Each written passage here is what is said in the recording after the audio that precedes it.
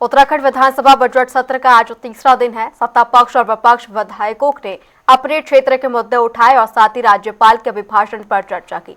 वहीं बजट को लेकर बसपा विधायक ने सरकार को घेरा। साथ ही बीकेटीसी के फैसले को लेकर भी उन्होंने सरकार को घेरने का काम किया।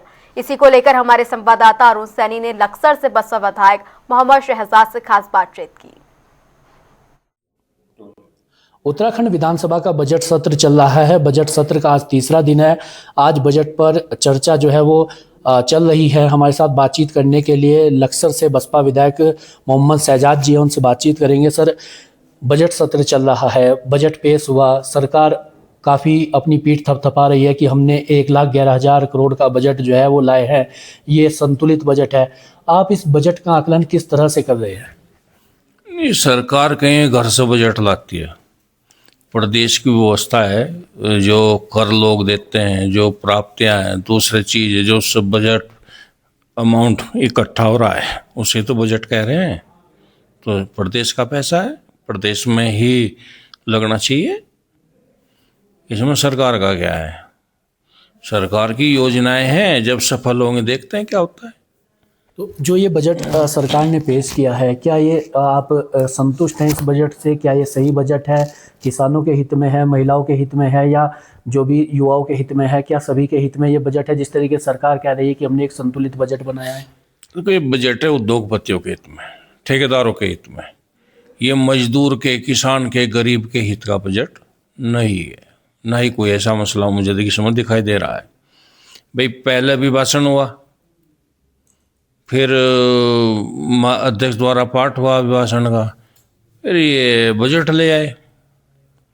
तो कहाँ बजट का अवलोकन करने का किसी को इतना मौका मिल रहा है? सभी बातों की बात है। सरकार सदन लंबा चलाना नहीं चाहती है, सदन से सरकार भाग रही है। तो देखते हैं कब तक बैठती है सरकार। जो भी होगा चर्चा होगी सदन में, मुद्दे निकलेंगे, बात आएगी। आप क्या चाहते हैं, किस तरीके का बजट जो है वो बनना चाहिए जो किसानों के हित में हो, सभी के हित में हो? देखो, किसान को, मजदूर को, आम आदमी को सरकार लूटने का काम कर रही है। ये हमारा ही पैसा है जो जिसको बजट का नाम दे जाता है। आज मैं मुद्दा लाया था सरचार्ज माफ़ी का। अनेक उदाहरण ऐसे हैं कि 40,000 का बिल है, 2.25 लाख का सरचार्ज है। कैसे लोग दे देंगे? सरकार सरचार्ज माफ़ करने के लिए तैयार नहीं। पहले भी अनेक योजना आई है सरचार्ज माफ़ी की, और उससे बिल और ज़्यादा इकट्ठा होता है, ज़्यादा लोग जमा करते हैं सरचार्ज माफ़ी पे। लेकिन सरकार है, घमंड में है, आम जनता की कोई समस्या का ख्याल नहीं है। तो हम तो बात ही रख सकते हैं, उन पर संख्या बल है, संख्या बल के आधार पर पास कर रहे हैं, कर लें। अच्छा, अभी जो संशोधन विधेयक भी आ रहे हैं, इसमें जो अल्पसंख्यक शिक्षा बोर्ड को लागू करने की बात है, मदरसा बोर्ड को ख़त्म करने की, पिछली बार भी ये बात हुई थी। इसे आप किस तरह से देखते हैं? क्या ये एक तरफा फैसला सरकार के द्वारा लिया जा रहा है? देखो, सरकार के पास बहुत ज़्यादा करने के लिए कुछ है नहीं। सरकार एक भ्रम पैदा करना चाहती है। जैसा यूसुफी था, कितना बवंडर मचाया, कहते हैं पहला प्रदेश होगा। हो क्या गया? समाज में द्वेष फैला करके राज करना चाहते हैं। इससे ज़्यादा और कुछ सरकार के पास नहीं है।